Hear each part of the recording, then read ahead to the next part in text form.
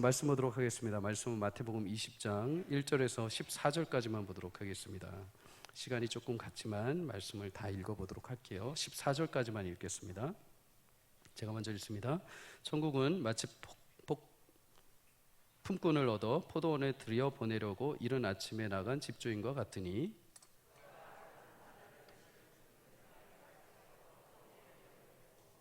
또 제3시에 나가 보니 장터에 놀고 서 있는 사람들이 또 있는지라.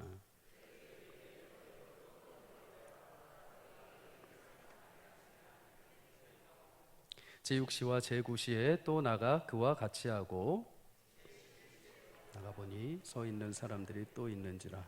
이르되 너희는 어찌하여 종일토록 놀고 여기 서 있느냐. 이르되 우리를 품꾼으로 쓰는 이가 없음이니이다. 이르되 너희도 포도원에 들어가라 하니라. 저물매 포도원 주인이 청지기에 이르되 품꾼들을 불러 나중 온 자로부터 시작하여 먼저 온 자까지 싹쓸 주라 하니, 제11시에 온 자들이 와서 한 데나리온씩을 받거늘 먼저 온 자들이 와서 더 받은 줄을 알았더니 그들도 한 데나리온씩 받은지라. 받은 후 집주인을 원망하여 이르되 나중 온 사람들이 1시간밖에 일하지 아니하였거늘 그들을 종일 수고하며 더위를 견딘 우리와 같게 하였나이다. 주인이 그 중에 한 사람에게 대답하여 이르되 친구여, 내가 내게 잘못한 것이 없노라. 내가 나와 한 데나리온의 약속을 하지 아니하였느냐? 내 것이나 가지고 가라. 나중 온 이 사람에게 너와 같이 주는 것이 내 뜻이니라. 아멘. 오늘도 하나님 주신 말씀 가운데 지혜와 은혜를 깨닫는 시간이 되기를 주의 이름으로 축복합니다. 가끔 뉴스를 보면 사업을 하시는 사장님들을 통해서 우리는 마음 따뜻한 뉴스를 듣게 됩니다. 코로나가 한창이던 21년도에 한 마포에 있는 한 치킨집 젊은 청년의 사장 이야기가 뉴스에 나오게 되었습니다.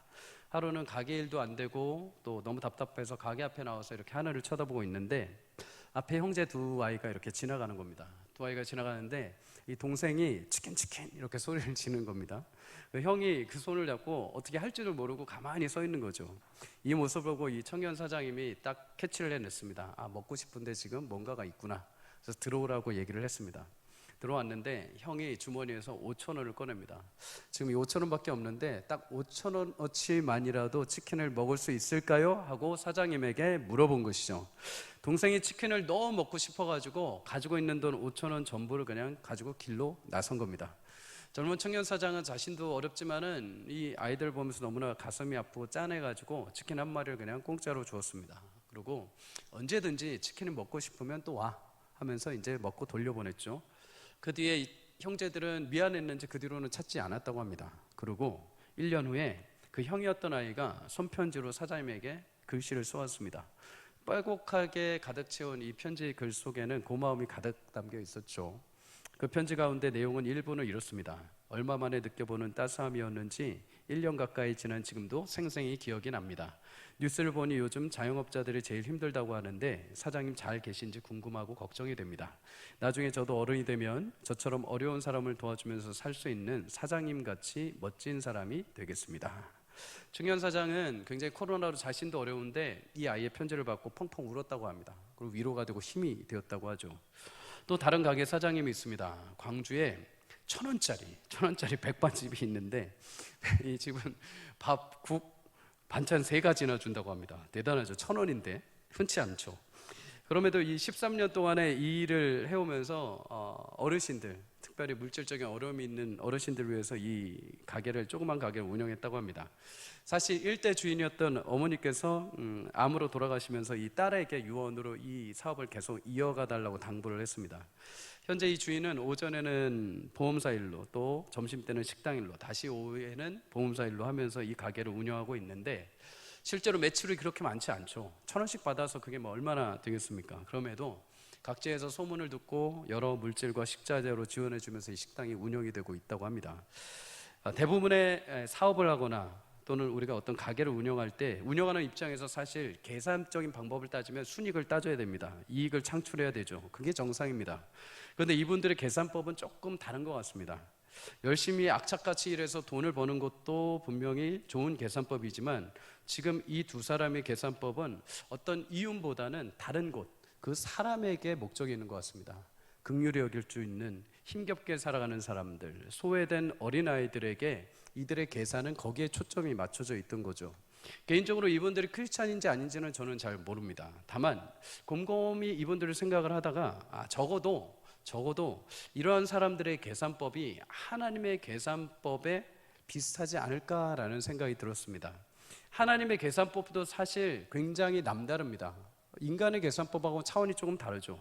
우리는 한 대 맞으면 어떻게 됩니까? 갚아줘야 됩니다. 아니 2대로 갚아줘야 되죠. 그런데 하나님은 맞으면 반대편도 되라고 하십니다. 저주하는 자를 같이 저주하지 말고 축복하라고 하십니다. 모욕하는 자를 똑같이 모욕하지 말고 그를 위해서 기도하라고 합니다. 겉옷을 빼앗기면 속옷도 거절하지 말고 주라고 하십니다. 속옷을 받을지 모르겠지만 남에게 대접을 받고자 하면 대접하라고 하십니다. 그리고 결정적으로 말씀을 하시죠. 원수를 사랑하고 선대하여 아무것도 바라지 말고 꾸어주라. 누가복음 6장 35절에 36절 다 함께 읽겠습니다. 시작. 오직 너희는 원수를 사랑하고 선대하며 아무것도 바라지 말고 꾸어주라. 그러면 너희 상이 클 것이요 또 지극히 높으신 이의 아들이 되리니 그는 은혜를 모르는 자와 악한 자에게도 인자하시니라. 너희 아버지의 자비하심 같이 너희도 자비한 자가 되라. 아멘. 그리스도인이 그렇게 해야 하는 이유에 대해서 하나님은 은혜를 모르는 자, 심지어 악한 자에게까지도 자비로우신 분이기 때문이다 라고 성경은 말합니다. 하나님이 그렇게 나와 여러분을 대해주셨기에 세상의 계산법이 아니라 하나님의 한량없는 계산법으로 죽을 수밖에 없던 우리를 선대하시고 무엇인가 자격이 있어서 능력이 있어서 무엇인가를 받을 수 있어서 우리에게 주신 것이 아니라 거저 너희에게 주신 것처럼 너희도 은혜를 모르고 악한 자가 있다면 그들에게 하나님의 계산법처럼 대해주라는 것이죠. 그럴 때 어떻게 하신다고 합니까? 너희의 상이 클 것이다. 30배, 60배, 100배의 결실을 맺게 될 것이다. 사랑하는 성도님들, 코로나 이후에 현대사회는 굉장히 많이 변했습니다. 개인주의적인 성향이 굉장히 강해졌고 그러다 보니까 내 생각과 내 뜻이 안 맞으면 바로 비판하고 정죄하는 성향들이 많아졌습니다. 그만큼 사회가 경제적으로 어려워졌다는 말이죠. 남을 돌아볼 수 있는 여력이 없는 겁니다. 내 인생에 굉장히 예민해져 있는 겁니다. 누군가 여기에 치고 들어오면 바로 정죄하고 비난하고 하는 것들이 지금의 현실의 모습입니다. 신앙도 저희가 영적인 성숙도가 많이 떨어질 수밖에 없는 현실이 되었던 거죠. 그러나 이렇게 사회가 어려워진 시대 때마다 세상에 소망을 주고 미래의 등대와 같이 하나님이 늘 사용하신 곳이 있습니다. 바로 교회인 줄 믿습니다. 하나님은 늘 어려운 시대마다 교회를 늘 살려내시고 교회를 통해서 사회와 민족 앞에 등불과 같이 하나님께서 온전하게 사용하신 줄 믿습니다. 시대 전반의 아픔과 상처를 하나님께서 교회와 성도를 통해서 회복하시고 치유하시기를 주의 이름으로 축복합니다. 물론 요즘에 자꾸 교회도 이단과 사이비들 때문에 힘듭니다. 어렵습니다. 신앙생활 하는 것도 어렵고 물질적으로 상황적으로 현실적으로 어렵습니다. 그런데 그럴 때일수록 교회가 더욱더 본질 앞에 서야 되는 줄 믿습니다. 시대가 어두워지고 사이비가 많아지고 이단이 많아진다고 해서 그냥 사회가 이래 현실적으로 어려워 어쩔 수 없어라는 것이 아니라 그럴 때마다 하나님은 교회에게 더욱더 깨어있으라고 말합니다. 어려운 시대가 되면 될수록 세상 속에서 같이 그냥 무너져 있는 것이 아니라 그럴 때일수록 말씀과 본질 앞에 깨어있고 그럴 때일수록 더욱더 깨어서 기도하라는 것이죠. 어려운 시대가 온다고 하여서 너희도 그냥 무참하게 그냥 어두운 세대 가운데 가만히 있는 것이 아니라 너희라도 깨어서 이 시대 가운데 빛과 같이 송과 같이 역할을 감당하라는 것입니다. 사랑하는 성도님들, 그냥 현실 속에 안주하고 무너져 내리는 것이 아니라 시대가 어려울수록 교회가 어려울수록 사단과 이단이 등비할수록 더욱더 깨어서 하나님 앞에 신실하게 기도하며 본질인 말씀을 붙들고 살아가는 저와 여러분이 되시기를 주의 이름으로 축복합니다. 깨어있는 신자들, 깨어있는 교회가 있다면 하나님께서 반드시 그 나라와 민족을 다시 살려내실 줄 믿습니다. 교회와 여러분의 가정과 여러분의 형편을 통해서 하나님의 계산법을 따라 여러분들 믿음으로 신실하게 살아갈 때 여러분 주위에 있는 수많은 영혼들이 하나님의 위로와 사랑과 격려를 받고 다시 회복되는 은혜가 여러분 삶에 경험될 수 있기를 주의 이름으로 축복합니다. 오늘 본문에도 보면 그런 특별한 희한한 주인이 등장을 합니다. 사실은 예수님이 제자들에게 천국 비유로 말씀하신 본문의 말씀이죠. 이 말씀 가운데 독특한 한 주인, 바로 포도원의 주인이 그렇습니다. 근데 이 포도원의 주인이 실상은 하나님이시죠. 포도원의 수확 시기가 되었을 때 이 주인이 밖에 나가서 품꾼들을 불러오게 되는 장면부터 오늘 말씀이 시작이 됩니다. 우리 1절 다시 한번 읽겠습니다. 시작. 천국은 마치 품꾼을 얻어 포도원에 들여보내려고 이른 아침에 나간 집주인과 같으니. 아멘. 근데 1절을 자세히 보면은 이 이 포도원의 주인이 사실 초점을 맞추고 있는 곳이 조금 다른 것을 우리는 보게 됩니다. 보통은 포도 수확을 위해 품꾼을 불러다가 수확을 했다라고 말을 하는 게 정상이죠. 근데 오늘 1절 말씀은 의도적으로 품꾼을 자신의 포도원에 들여보내는 모습만 보여줍니다. 이 포도원 주인의 목적은 수확보다도 우선적으로 품꾼들을 자신의 포도원에 들여보내는 게 목적인 거죠. 그래서 2절, 4절, 7절에 보면 계속해서 품꾼들을 부릅니다. 계속해서 불러서 너도 포도원에 들어와라, 너도 포도원에 와라, 너도 와라 하면서 계속해서 불러드리는 거죠. 여기서 우리가 하나님의 마음을 잠시 알 수 있습니다. 하나님은 어느 누구라도 예수님을 믿고 하나님 나라에 들어가기를 원하십니다. 모두에게 하나님 나라의 영생과 풍성한 삶을 누리게 하시는 것이 하나님의 진실한 마음인 줄 믿습니다. 이 일을 위해서 하나님이 얼마나 열심을 다해서 일하시느냐, 1절에 보면 이른 아침부터 주인이 나왔다고 합니다. 이른 아침, 새벽이라고 볼 수 있죠. 우리나라의 시간으로 따지면 새벽 6시입니다. 유대인들의 시간은 새벽 6시가 0시부터 시작이 됩니다. 0시, 새벽부터 나가서 품꾼을 부릅니다. 그런데 거기서 멈추지 않죠. 3절에 보면 제3시, 우리 시간으로 따지면 오전 9시에 또 나갑니다. 또 나가서 또 품꾼을 불어옵니다. 근데 거기서 멈추지 않습니다. 5절에 보면 제6시, 제9시에 또 나갑니다. 주인이 제6시, 제9시는 낮 12시, 오후 3시죠. 거기에 나가서 또 부릅니다. 근데 여기서 멈추지 않습니다. 심지어 몇 시까지 나가냐, 6절에 보면 제11시, 우리나라 시간으로 따지면 오후 5시에 또 나갑니다. 5시에 나가서 일꾼을 또 불러오는 거죠. 사실 새벽 6시에서 오전 9시까지 주인이 와서 품꾼을 뽑기에는 이해가 됩니다. 왜? 그 정도 시간에는 육체적으로 건강한 사람 또는 일을 조금 잘하는 사람 우선적으로 뽑힐 수 있죠. 근데 오후 5시 정도까지 남아있는 사람이라고 한다면 거의 일을 못하는 사람이거나 부를 만한 가치가 없는 사람입니다. 우리나라도 한 10년, 20년 전에 보면 인력사무소라는 곳이 있었습니다. 한 새벽 4시 30분에 이제 일용직 근로자들이 거기로 모이게 되죠. 그러면 공사 현장에서 이 사무소로 전화가 갑니다. 오늘 무슨 공사가 있는데 여기 몇 명 보내십시오 하면은 인력사무소에서 일정 금액을 받고 사람들을 이제 선발을 해서 보내게 되죠. 일단은 연륜이 있고 경험이 어느 정도 있는 사람들을 이제 뽑아서 보냅니다. 그러면 이제 누가 남느냐? 이제 막 일용직을 시작하거나 별로 경험이 없는 사람이 남습니다. 체격이 그나마 좀 있고 힘이 있는 사람은 뽑아서 잡일이라도 시켜서 데려가죠. 근데 저처럼 깡마르고 키 작은 사람은 안 부릅니다. 어떻게 제가 이걸 잘하냐? 제가 이걸 했었다니까요. 해봤다니까요. 한 새벽 4시 반에 와서 안 부릅니다. 그럼 그것처럼 비참한 거 없습니다. 일도 하고 싶은데 일을 안 불러줍니다. 그렇게 해서 한 6시 반, 7시가 되면은 이제 끝이 납니다. 이제 거의 연락이 안 옵니다. 그날은 공친 거죠. 그날은 그냥 집으로 돌아가야 됩니다. 당시에 아침 일찍 6시부터 오전 9시까지도 그렇습니다. 그 정도면은 사실 뽑힐 만한 사람들이죠. 그런데 오늘 주인은 낮 12시, 오후 3시, 오후 5시까지 뽑아갑니다. 보통 유대인들은 저녁 6시면 하루 일과가 마칩니다. 오후 5시면은 이제 1시간밖에 남지 않는 시간이죠. 그럼에도 포도원 주인은 나가서 그 남아있던 품꾼을 자신의 포도원 안으로 불러들입니다. 7절 우리 함께 읽겠습니다. 시작. 이르되 우리를 품꾼으로 쓰는 이가 없음이니이다. 이르되 너희도 포도원에 들어가라 하니라. 아멘. 아무리 기다려도 자신들을 뽑아주는 주인들이 없었다는 겁니다. 심지어 5시가 되고 해질녘이 됐는데도 자신들을 써주는 사람들, 불러주는 사람들이 없다는 거죠.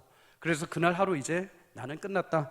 이제 집에 돌아가야 되는데 돌아가서 가져갈 임금도 없고 나의 노력에 결실도 없는 겁니다. 나의 재능, 나의 능력으로는 이 남은 1시간 동안에 누군가 나를 불러줄 수도 없고 이제 다 끝났다라고 포기되어지는 그 순간 하나님이 그를 찾아와서 불러주신 겁니다. 그리고 하나님의 포도원에 그 또한 동참하게 해주신 것이죠.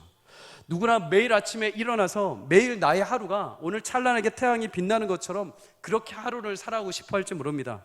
누구라도 나를 필요로 하고 나를 선택해 준 곳에 가서 보람차게 하루를 시작하고 내가 아침에 계획했던 모든 것들이 차근차근 잘 이루어지고 계획했던 일들의 보람이 일어나고 오늘 마지막 날에 저녁에 보면 그 성과와 결실들이 풍성하게 맺혀져서 와, 오늘 하루 잘 살았다라는 보람 있는 삶을 살고 싶어 하는 것이 우리의 삶일지 모릅니다. 그러나 현실은 그렇지 않고 때로는 해질녘 같은 인생을 살아갈 때가 있습니다. 앞이 보이지 않는 동굴과 같은 삶이고 더 이상 길이 보이지 않고 어느 누구 하나 나도 불러주지 않고 어느 해법이 보이지 않고 더 이상 내 인생은 이제 끝나고 저물어가는 인생처럼 포기되어지고 낙심되어지는 현실 속에 있을지 모릅니다. 그럼에도 사랑하는 여러분, 모든 것이 끝나고 내 인생이 이제 아무것도 없는 것처럼 느껴지는 그 순간이라 할지라도, 해질녘에 가까운 시간이라 할지라도, 6시가 가까운 시간이라 할지라도 하나님께서 그 인생을 찾아오셔서 선택해 주고 불러주신다면 그 인생은 새롭게 변화되는 줄 믿습니다. 하나님께서 여러분의 인생에 아무리 6시 끝자락에 있을지라도 오셔서 부르시고 택하신다면 하나님 나라의 영광에 들어가는 영광스러운 그 은혜와 복이 여러분과 제 삶에 나타날 줄 믿습니다. 독실한 기독교 신자였던 이지선 자매를 아실 겁니다. 22살에 4학년 재학 시절에 학교 도서관에서 공부를 마치고 오빠랑 차를 타고 귀가하던 도중에 음주운전자가 낸 실중 추돌 사고 때문에 그녀는 사고를 당하게 됩니다. 전신 55%의 몸에 3도의 중화상을 입게 되죠. 얼굴까지 심하게 다쳐버립니다. 몇 번이나 수술을 했는지 이제는 셀 수 없을 정도라고 하죠. 그녀뿐만 아니라 그녀 옆에서 간호하는 엄마, 오빠까지도 힘든 시간을 보내게 됩니다. 심지어 오빠는 이 지선자매가 너무 힘들어해서 그때 지선자매에게 이렇게 말을 합니다. 그때 내가 너를 불 속에서 건져내주지 않았다고 한다면 네가 이렇게 고생받지 않을 텐데 라고 할 정도로 미안해했다고 합니다. 그럼에도 하나님께서 붙들어 주신 믿음의 신앙을 가지고 이 여인은 꿋꿋하게 버티고 견뎌오게 되죠. 좌절 속에서도 실망하지 않고 낙심하지 않고 끝까지 믿음으로 달려오게 됩니다. 유학기를 올려서 12년 만에 박사학위를 취득하고 귀국해서 6년 전에는 한동대 교수로 재직하게 됩니다. 그리고 지난 3월 2일에 모교였던 이화여대 교수로 새롭게 부임해서 일을 하기 시작하죠. 그러면서 이 여인이 최근에 새롭게 간증을 하는 것이 이겁니다. 자신은 사고를 당한 것이라고 생각을 했다고 합니다. 그런데 지금 돌아보니 나는 사고를 만났다라는 거죠.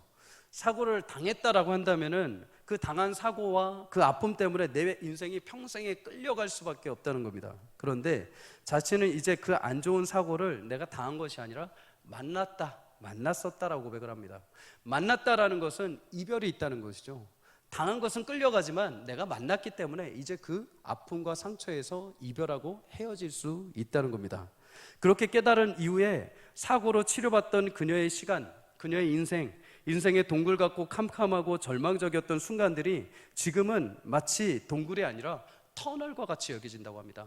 지나고 나면 마지막 그 끝에는 새드 엔딩이 아니라 해피 엔딩으로 하나님께서 내 삶을 인도해 가실 것을 본인은 깨닫게 되었다는 것이죠. 사랑하는 성도님들, 인생이 마치 오후 5시 이제 마지막 1시간 남은 것처럼 동굴과 같고 꽉 막힌 현실이라 하더라도 하나님이 함께 하신다면 그 동굴은 미래를 여는 터널이 되는 줄 믿습니다. 한 화상을 입은 여인, 자신의 인생의 모든 것이 다 파괴되어 버린 여인, 수많은 사람들이 그녀에게 말했다고 합니다. 미안하지만 이제 뭐 큰일이 있겠어, 더 이상 희망이 있겠어. 심지어 어떤 사람은 그녀를 향해서 괴물이라고 얘기를 했다고 합니다. 소망이 없죠. 주변의 수많은 소리보다도 자신 안에 들은 그 자괴감과 치열하게 몰려오는 실망의 말들이 끊임없이 자기를 붙잡았다고 합니다. 하지만 하나님은 모두가 끝날 것 같다고 말한 그 여인의 인생 속에, 더 이상 미래가 없을 것 같다는 그 여인의 인생 속에 그 여인을 찾아가셔서 만나주시고 부르시고 하나님의 영광을 위하게 드러나는 간증자로, 또 이 시대에 수많은 무능하고 연약하고 깨어진 사람들이 힘을 얻도록 사용하시는 하나님의 위대한 사명자로 세우신 줄 믿습니다. 내 인생의 시간이 지금 5시입니까? 하나님께서 마지막 5시 59분 59초가 되는 그 순간에라도 여러분의 인생에 찾아오신다면 그것은 동굴이 아니요 터널이 되는 줄 믿습니다. 찬란한 하나님의 영광의 빛이 여러분과 제 삶에 다시 빛날 때 여러분 그 은혜의 빛을 붙잡고 다시 일어날 수 있는 용기가 있기를 주의 이름으로 축복합니다. 절망의 저녁조차도 하나님이 임하시면 그것은 찬란한 아침이 될 것입니다. 여러분을 부르시고 예수님을 통해서 여러분을 소망 가운데 구원하신 하나님의 약속을 붙잡고 다시 오늘 일어나 새 날과 새 힘을 얻는 복된 저와 여러분이 되시기를 주의 이름으로 축복합니다. 오늘 포도원 주인의 품꾼을 부르는 이 장면을 통해서 우리가 두 가지 교훈을 얻을 수 있습니다. 첫 번째는 반드시 우리 인생에 결산할 날이 온다는 것이죠. 8절 다 같이 읽겠습니다. 시작. 저물매 포도원 주인이 청지기에 이르되 품꾼들을 불러 나중 온 자로부터 시작하여 먼저 온 자까지 삭슬 주라 하니. 저물다, 다시 말해서 그 하루의 일과가 이제 끝났다는 겁니다. 더 하고 싶어서, 더 머물고 싶어도 이제 그곳에 있지 못하다는 거죠. 저물고 나서 약속한 삭슬을 받게 됩니다. 우리의 인생도 하나님 나라, 곧 주님이 다시 이 땅에 오시는 그날 모든 것이 끝나고 결산되는 줄 믿습니다. 하나님 나라의 포도원에 들어가서 삭슬 받기 전까지, 저녁 6시 전까지 우리가 일하고 살아가는 것이 바로 우리의 인생이죠. 그리고 그 인생의 끝이 마무리될 때 주인께서 오셔서 우리의 그 결삭의 삭슬 맺게 하십니다. 어떤 사람은 모태신앙으로 새벽 6시부터 저녁 6시까지 인생을 삽니다. 어떤 사람들은 중년에 부르시죠. 청년 때 부르십니다. 낮 12시에 불러서 6시, 어떤 사람은 오후 3시에 부르셔서 6시. 분명히 부르신 그날은 각각 다 다릅니다. 상황과 현실 다릅니다. 그러나 반드시 분명한 것은 그 날이 저무는 날이 온다는 것입니다. 어떤 사람들은 이 땅에서 그 저무는 날, 죽는 날이 끝난다고 얘기합니다. 죽으면 모든 것이 끝난다고 합니다. 아무것도 없고 무로 돌아간다고 합니다. 또 어떤 사람은 윤회한다고 합니다. 다시 살아난다고 합니다. 그래서 업보를 잘 쌓아야 된다고 하죠. 하지만 성경은 분명히 말씀합니다. 히브리서 9장 27절 다 함께 읽겠습니다. 시작. 한번 죽는 것은 사람에게 정해진 것이요 그 후에는 심판이 있으리라. 아멘. 하나님은 죄로 인한 인생들, 죽음으로 끝나는 그 인생들, 죽고 나서 끝이 아니라 그 뒤에 반드시 심판이 있다라고 말씀을 하십니다. 결산이 있다는 거죠. 모두가 자신이 쌓아온 죄의 결과들에 대해서 하나님은 반드시 그 앞에 책임을 물으시고 심판하신다는 거죠. 그런데 예수를 믿고 죄사함을 받은 영생을 얻은 자들에 대해서 성경은 뭐라고 증언하십니까? 요한복음 5장 24절에 보면 심판에 이르지 아니하나니 사망에서 생명으로 옮겼느니라. 아멘. 하나님의 부르심을 받은 자들, 천국 백성된 자들에게 그 결산의 날, 해가 저무는 그날, 인생이 끝나는 그날은 절망과 정죄의 날이 아니요 하나님의 백성으로 확정되는 날인 줄 믿습니다. 여러분, 그 날을 소망하며 믿음으로 달려갈 수 있기를 주의 이름으로 축복합니다. 그러면 그 날이 이르기 전에 우리는 어떤 삶을 이 땅에서 계속 살아야 될까요? 분명 포도원 주인은 이들을 품꾼으로 불러주셨습니다. 그러면 마땅히 그날이 이르기 전까지 포도원 안에서 부름받은 품꾼들은 포도를, 열매를 얻어야 됩니다. 그 열매가 무엇일까요? 영혼에 대한 열매입니다. 마태복음 4장 19절에 보면 예수님은 제자 베드로를 부르실 때 너를 사람을 낚는 업으로 내가 택하여 불렀다라고 말씀을 합니다. 하나님은 성도들에게 유일하게 바라는 열매가 있다면 우리를 통해 구원받은 영혼인 줄 믿습니다. 하나님 나라가 임할 때 우리는 하나님 앞에 하나님 저 이만큼 물질 쌓아놨어요. 하나님 저 이만큼 자리 차지했어요. 하나님 저 이만큼 뭔가 만들어서 지었어요 하고서 나가는 것도 좋지만 하나님이 이 땅에 오셔서 나를 통해 상한 영혼, 나를 통해 무너졌던 영혼, 나를 통해 포기되어졌던 영혼이 하나님을 만나고 영생을 얻게 된다면 하나님이 그것을 가장 기뻐하시는 줄 믿습니다. 하나님은 그 열매를 보신다는 것이죠. 이 열매를 망각했던 사람들이 있습니다. 바리새인과 서기관들이죠. 그들은 하나님을 믿는다면서 예수님을 영접하지 않았습니다. 심지어 예수님과 만나고 예수님을 믿고 싶어하는 사람들조차도 중간에서 못 믿게 막아버렸습니다. 그런데 반대로 자신의 모든 자유와 자신의 모든 능력을 들여서 영혼들을 위해서 헌신했던 사람이 있죠. 바울입니다. 고린도전서 9장 19절 그는 이렇게 고백을 합니다. 내가 모든 사람에게서 자유로우나 스스로 모든 사람에게 종이 된 것은 더 많은 사람을 얻고자 함이라. 자신에게 주어진 자유, 혈통적인 자유, 지식, 남들이 가지지 못한 학식, 뛰어난 능력, 심지어 나를 구원하신 하나님의 그 구원의 자유까지도 영혼을 얻기 위해서 나는 그것을 사용한다는 겁니다. 사랑하는 여러분, 저와 여러분에게 하나님이 허락하신 자유, 또 구원의 그 놀라운 감격과 은혜가 많은 영혼들을 주께로 돌아오게 하기 위한 귀한 통로로 사용되기를 주의 이름으로 축복합니다. 크게 많이 화려하게 하지 않아도 됩니다. 나의 삶 속에서 그 자유를 내게 주신 그 구원의 은혜를 작게 소소하게 할 수 있는 일이면 됩니다. 그냥 내가 옆에 지나가다가 누군가에게 교회에 나오세요 라고 말할 수 있는 정도면 됩니다.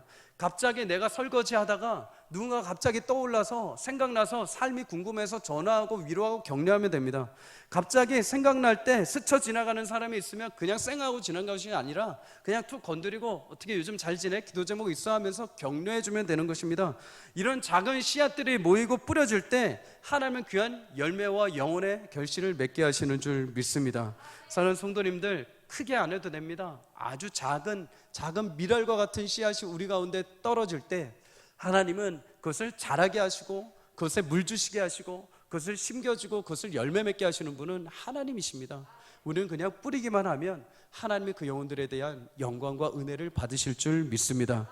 여러분의 삶의 언저리에서 어느 누구라도 여러분과 저를 통해서 하나님의 귀한 사랑과 은혜를 통해 회복되고 일어날 수 있는 은혜가 우리를 통해서 일어나기를 주의 이름으로 축복합니다. 마지막 두 번째로, 하나님의 은혜는 모든 사람에게 공평하다라는 것입니다. 우리 9절과 10절 다 함께 읽겠습니다. 시작.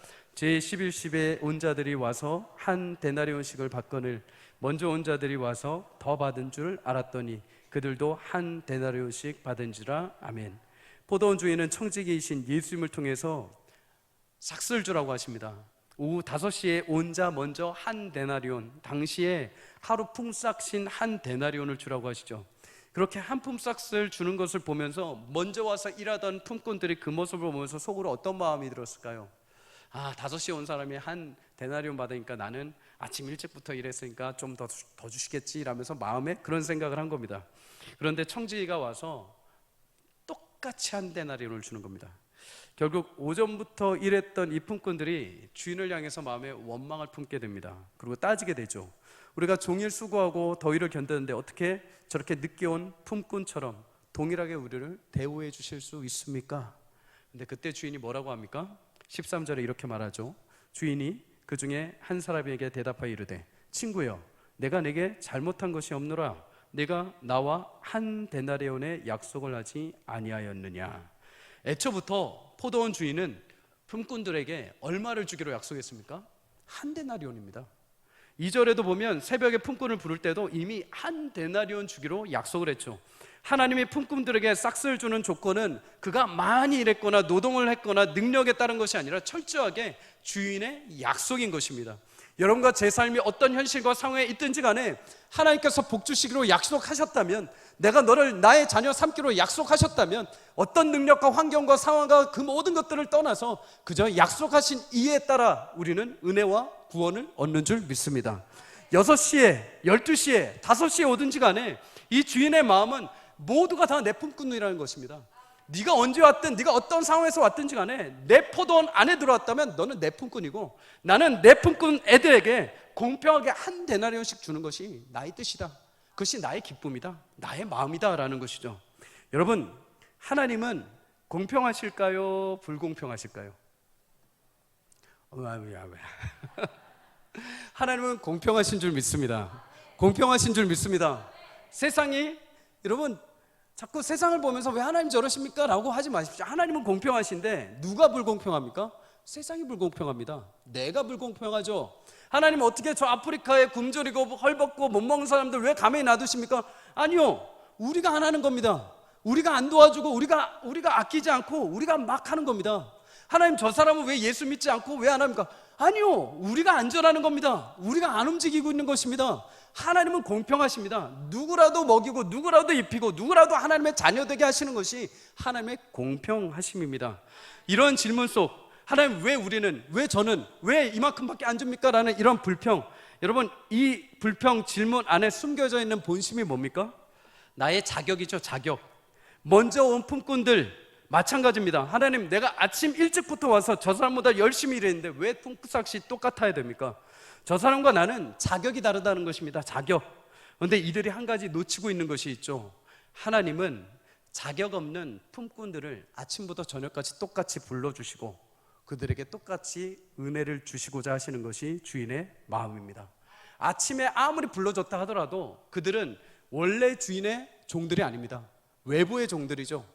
그들도 아무리 아침부터 있다 하더라도 주인이 불러주지 않았다면 일도 못하고 삭수 못 받았을 것입니다. 근데 어느 순간 자기들이 먼저 왔다 가면서 자격을 논합니다. 자신들의 능력을 얘기합니다. 그런데 하나님은 그게 아니라고 합니다. 너도 똑같은 품꾼이라는 것입니다. 너도 지금 늦게 온 사람들하고 똑같이 은혜 받은 자라는 것이죠. 로마서 5장 8절은 우리가 아직 죄인 되었을 때 그리스도의 죽으심으로 하나님이 우리에게 대한 사랑을 확증하셨다라고 말씀을 합니다. 자격과 조건 그 어떤 것도 없을 때 하나님께서 일방적으로 우리를, 모든 자들을 부르시고 하나님의 자녀 삼아 주셨다는 거죠. 저는 흔히 이 말씀을 이렇게 비유를 합니다. 커다란 돼지 우리가 있습니다. 그 안에 돼지들이 가득합니다. 거기에 먹다 남은 음식물, 자기들이 뱉어놓은 오물들이 막 뒤섞여 있습니다. 그 안에 돼지들이 가득합니다. 죄송하지만 이 돼지가 바로 우리 죄인들의 모습이죠. 죄가 가득한 오물, 가득한 이 우리 속에 죄인들이 가득한 것입니다. 그런데 그 안에서 이 돼지 우리에서 A라는 돼지가 갑자기 어느 날 깨닫게 됐습니다. 갑자기 돌을 닦더니 깨닫게 됐습니다. 아, 나는 이런 더러운 돼지들하고 다른 돼지야. 나는 A뿔 돼지야. 나는 1등급 돼지가 되겠어 하면서 갑자기 어느 날 세수를 하고 옷을 깨끗이 입고 넥타이를 메고 음식, 똑같은 음식 중에 이 음식 깨끗한 음식이야 하면서 음식을 가려 먹기 시작을 합니다. 열심히 자신이 깨끗하게 포장합니다. 이 더러운 돼지들, 너희들과 나는 달러 하면서 합니다. 여러분, 그러면 우리 밖에 있는 주인이 봤을 때 이 돼지는 특별합니까? 아니요. 돼지가 아무리 돼지 노릇을 해도 해봐야 그냥 1등급 돼지입니다. 그냥 잡아먹히는 거죠.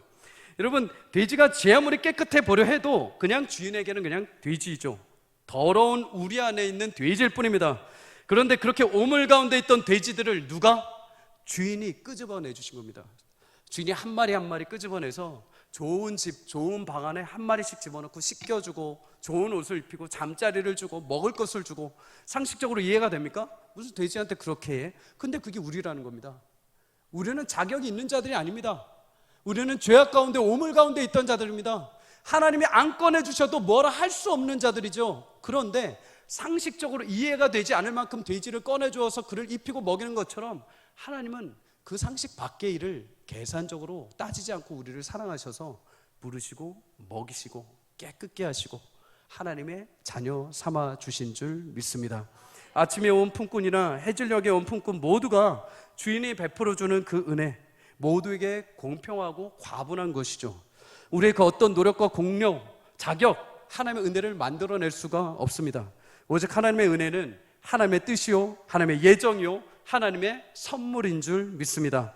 하나님의 자녀된 천국 백성 된 모든 자들, 그것은 자녀로서 주시는 어떤 보상도 아니요, 힘든 사역을 통해서 공로로 얻는 상급도 아니요, 모든 믿는 자에게 똑같이 공평하게 베풀어 주시는 하나님의 은혜의 선물인 줄 믿습니다. 로마서 9장 14절 다 함께 읽겠습니다. 시작. 그런즉 우리가 무슨 말을 하리요? 하나님께 불의가 있느냐? 그럴 수 없느니라. 하나님의 은혜는 결코 불의하지 않습니다. 공평한 줄 믿습니다. 뇌성마비 찬양 시인인 송명희 씨 예화만 하고 말씀을 마치겠습니다. 그분은 어린 시절 태어날 때 의사가 그녀의 뇌를 잘못 건드렸습니다. 그래서 뇌성마비로 자라게 되죠. 가만히 앉아 있어도 힘이 없어서 허리가 막 꺾이고 목이 막 꺾이고 막 부러질 정도였습니다. 아빠는 술, 담배와 괴로움 때문에 병이 들었고, 엄마는 몸이 약해서 송명희 씨에게 쌀가루 끓인 물밖에 먹일 수 없었습니다. 매일같이 비판하고 매일 불평하고 매일 원망하는 인상이었죠. 그러다가 너무 힘들어서 16살 될 때 예수님을 간절히 찾기 시작했다고 합니다. 그때 예수님이 이 여인을 만나주시죠. 인격적으로 만나주셨습니다. 어느 누구도 알려주지 않던 글씨와 문학과 시, 성경의 말씀의 깨달음을 예수님이 친히 알려주셨다고 합니다. 그래도 현실적인 어려움은 어쩔 수 없었죠. 집도 없고 친구도 없고 타고 다닐 휠체어도 없고 아무것도 그녀에게 없었습니다. 그런데 그때 송명희 씨에게 하나님이 마음에 이런 감동을 주셨다고 합니다. 그리고 시를 쓰게 했는데 그게 바로 나라는 찬송이죠. 나 가진 재물 없으나, 나 남이 가진 지식 없으나, 나 남에게 있는 건강 있지 않으나, 나 남이 없는 것 있으니, 나 남이 못 본 것을 보았고, 나 남이 듣지 못한 음성 들었고, 나 남이 받지 못한 사랑 받았고, 나 남이 모르는 것 깨달았네. 공평하신 하나님이 나 남이 가진 것 없지만 공평하신 하나님이 나 남이 없는 것 갖게 하셨네. 여러분, 그런데 더 놀라운 것이 무엇인지 아닙니까? 이렇게 억지로 자신의 마음은 사실 이거를 쓰고 싶지 않았다고 합니다. 그런데 하나님을 이길 수 없을 걸 알기에 이거를 써 내려갔다는 거죠. 근데 그 뒤부터 하나님께서 이 송명희 시인을 이제 사용하기 시작을 합니다.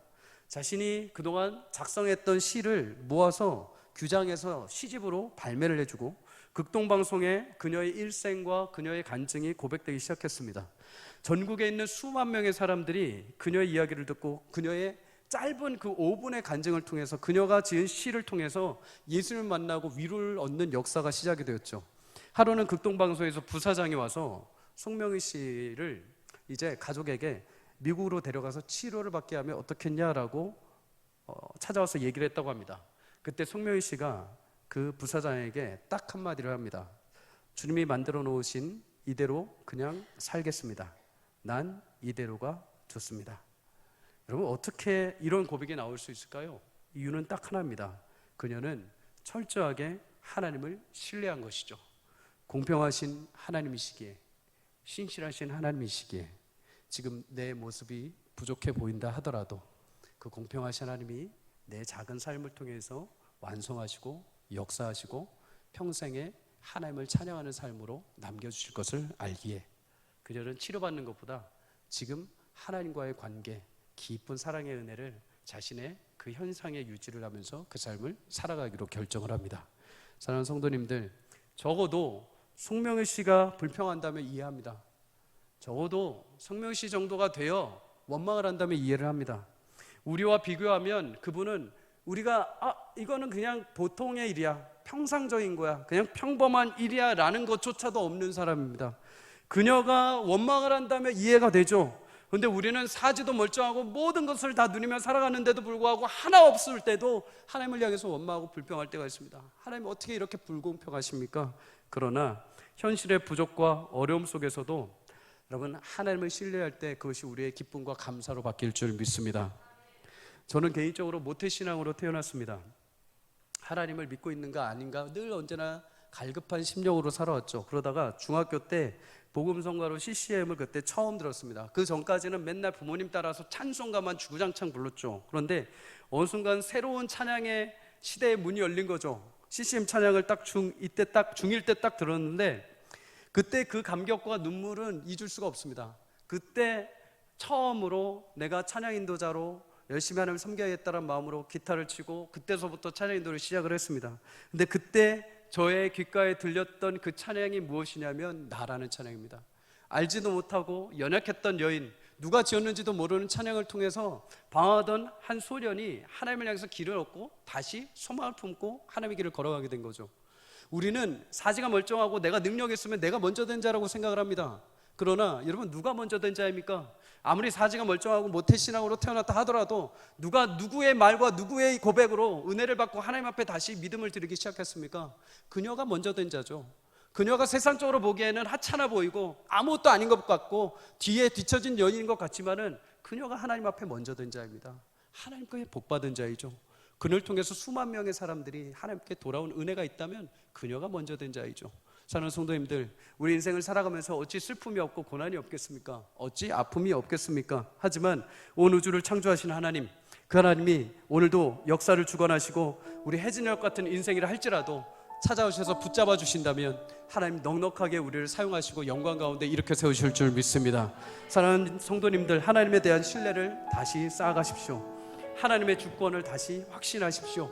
하나님은 어느 누구라도 해질녘의 인생이라 하더라도 포기하지 않으시고 찾아오셔서 그 인생을 붙잡으시고 넉넉하게 주의 길을 걸어가게 하실 줄 믿습니다. 오늘도 자격 없는 우리를 구원하신 그 하나님, 그 은혜에 감사하고 감격하며 한 주 동안 우리 해질녘의 인생이라 하더라도 주님 오실 때 찬란하게 빛나는 영광스러운 삶을 한 주 동안 살아내시는 저와 여러분이 되시기를 주의 이름으로 간절히 축복합니다. 함께 찬양하고 기도하도록 하겠습니다.